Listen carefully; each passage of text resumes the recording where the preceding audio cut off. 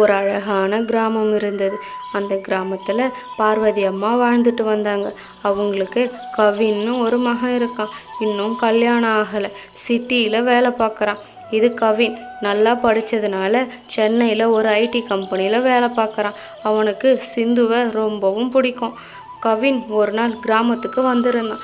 அம்மா கிட்டே இப்படி சொன்னான், அம்மா நீங்கள் எப்படி இருக்கீங்க, நான் கவின் வந்திருக்கேன் அப்படின்னு சொன்னான்.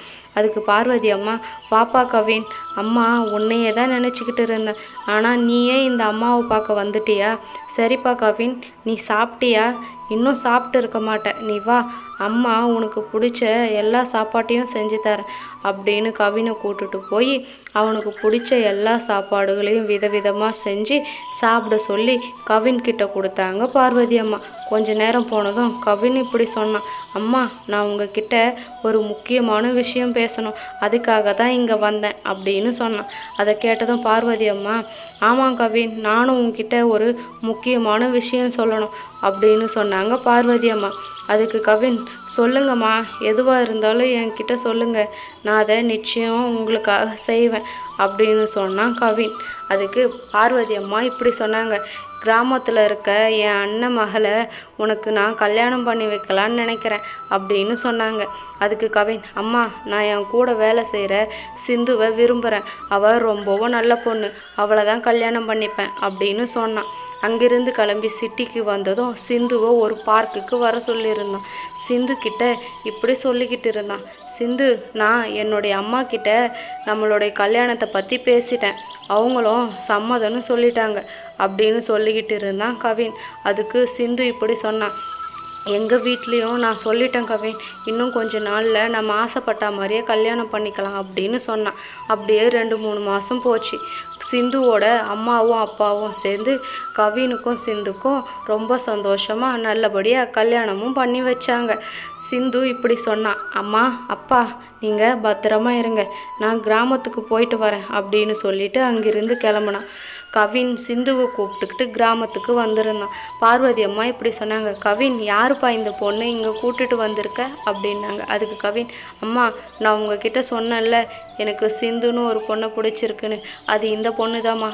எங்கள் 2 பேருக்கும் போன வாரம் தான் கல்யாணம் முடிஞ்சுது, அதான் நம்ம கிராமத்துக்கு கூப்பிட்டு வந்திருக்கேன், இதுக்கப்புறம் சிந்து இங்கே தான் இருப்பா அப்படின்னு சொன்னான்.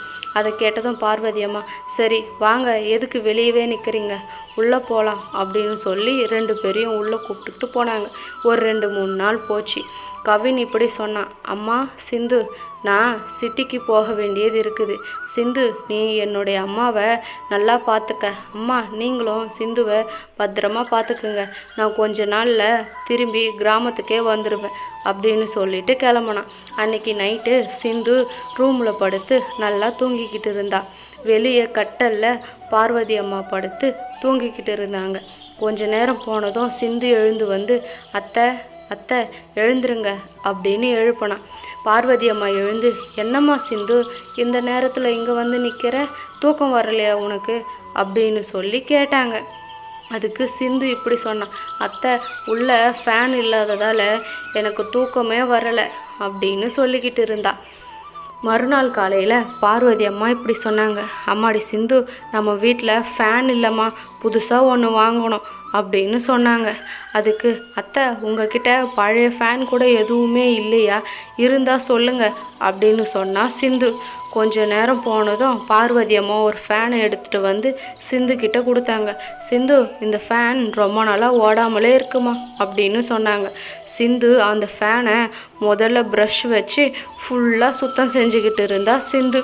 அங்கேருந்து கொஞ்ச நேரம் போனதும் ஒரு ஸ்க்ரூ டிரைவர் எடுத்து ஃபேனில் இருக்க எல்லா பிரச்சனைகளையும் சரி செய்யலான்னு நினச்சி சிந்து அந்த வேலையை பார்த்துக்கிட்டு இருந்தா. கொஞ்ச நேரம் போனதும் பார்வதி அம்மா கிட்ட போயிட்டு இப்படி சொன்னான், அத்தை எழுந்து வாங்க, நான் ஃபேனை சரி செஞ்சுட்டேன் அப்படின்னு சொன்னான். 2 பேரும் கிளம்பி ஹாலுக்கு வந்தாங்க. சிந்து இப்படி சொன்னான், அத்தை பாருங்க ஃபேன் எவ்வளோ புதுசாக இருக்குது, நம்ம 2 பேரும் ஆன் பண்ணி பார்க்கலாம் அப்படின்னு சொன்னாங்க. அதுக்கு பார்வதி அம்மா, சிந்து நீ சொல்கிறது சரிதான், சரி போய் ஃபேனை ஆன் பண்ணு, போதான்னு பார்க்கலாம் அப்படின்னு சொன்னாங்க. சிந்து ஃபேனை ஆன் பண்ணதும் அதுலேருந்து காற்று சில்லுன்னு வந்தது. 2 பேரும் ஆச்சரியத்தோட ஃபேனை பார்த்துக்கிட்டு நின்றுக்கிட்டு இருந்தாங்க. பார்வதி அம்மா இப்படி சொன்னாங்க, அம்மாடி சிந்து, உன் கையில் ஏதோ மாயம் இருக்குது, இந்த ஃபேனை ஓட வச்சிட்டியே அப்படின்னு சொன்னாங்க. அன்னைக்கு நைட்டு 2 பேரும் ஃபேனை வச்சுக்கிட்டு நல்லா நிம்மதியாக தூங்கினாங்க. கொஞ்ச நேரத்தில் கரண்ட் ஆஃப் ஆயிடுச்சு. 2 பேரும் எழுந்து, சிந்து கரண்ட் ஆஃப் ஆயிடுச்சு, வா நம்ம போய் வெளியே கட்டலில் படுக்கலாம் அப்படின்னு சொன்னாங்க. அதுக்கு கொஞ்ச நேரத்திலேயே அந்த ஃபேன் சுத்த ஆரம்பிச்சுது. 2 பேரும் ஆச்சரியத்தோட ஃபேனையே பார்த்துக்கிட்டு இருந்தாங்க. பார்வதி அம்மா இப்படி சொன்னாங்க, என்ன சிந்து அதிசயம் இது, கரண்ட் இல்லைனாலும் இந்த ஃபேன் சுற்றிக்கிட்டே இருக்கு, காற்றும் நல்லா வருதே அப்படின்னு சொன்னாங்க. மறுநாள் காலையில் இந்த விஷயம் ஊர் முழுக்க பரவுச்சு. சித்ரா இப்படி சொன்னா, அந்த பார்வதி அம்மா வீட்டில் ஒரு ஃபேன் இருக்குது, அந்த ஃபேன் கரண்ட் இல்லைன்னா கூட அதில் காற்று வந்துக்கிட்டே இருக்குது, நான் இப்போ தான் பார்த்துட்டு வரேன் அப்படின்னு சொன்னான். இப்படியே சில மாதங்கள் போச்சு. ஒரு நாள் சித்ரா வந்து பார்வதி அம்மா கிட்டே இப்படி கேட்டா, அம்மா உங்ககிட்ட ஒரு ஃபேன் இருக்குல்ல, அதை கொஞ்சம் கொடுங்களேன், இன்றைக்கி எங்கள் வீட்டுக்கு சொந்தக்காரங்க கொஞ்சம் பேர் வராங்க, கரண்ட்டு வேறு இல்லை, அந்த ஃபேனை கொடுத்தீங்கன்னா நான் திரும்ப கொடுத்துடுவேன் அப்படின்னு சொன்னா சித்ரா. சிந்து தான் அத்தையை ரூமுக்கு கூப்பிட்டுட்டு போய் இப்படி சொன்னான், அத்தை நம்ம ஏன் அந்த ஃபேனை ஃப்ரீயாக கொடுக்கணும், அதுக்கு பதில் நம்ம கொஞ்சம் காசு கேட்கலாம் இல்லை அப்படின்னு சொன்னான். அதுக்கு பார்வதி அம்மா, ஆமாம் சிந்து நீ சொல்கிறதும் கரெக்டு தான், நம்ம ஃபேனை வாடகைக்கு கொடுப்போம், வா போகலாம் அப்படின்னு சொல்லி சித்ரா கிட்ட போய் இப்படி சொன்னாங்க. சித்ரா, நான் உனக்கு அந்த ஃபேனை கொடுக்குறேன், ஆனால் ஒன்று, நீ காசு கொடுத்துட்டு என்கிட்ட இருந்து ஃபேனை வாங்கிட்டு போ, அதுக்கான வாடகை பணம் என்னமோ நீ அதை என்கிட்ட கொடுத்துடணும், கரண்ட் இல்லைனாலும் அந்த ஃபேன் ஓடுது இல்லை அப்படின்னு சொன்னாங்க. அதுக்கு சித்ரா, சரிம்மா நீங்கள் சொல்கிற மாதிரியே நான் காசு கொடுத்துட்டு அந்த ஃபேனை வாங்கிக்கிறேன் அப்படின்னு சொன்னாங்க சித்ரா. இப்படியே சில மாதங்கள் போச்சு. கவின் திரும்பவும் கிராமத்துக்கே வந்தான். அவங்க 3 பேரும் அந்த மாய ஃபேன் உதவியோட சந்தோஷமாக வாழ்ந்துட்டு வந்தாங்க. ஹலோ நண்பர்களே, இந்த கதை உங்களுக்கு பிடிச்சிருந்தா மறக்காமல் நம்ம சேனலை சப்ஸ்கிரைப் பண்ணி பெல் ஐக்கானை கிளிக் பண்ணி ஹால்னு கொடுத்துக்குங்க. நம்ம இன்னொரு கதையில் பார்க்கலாம். பாய்.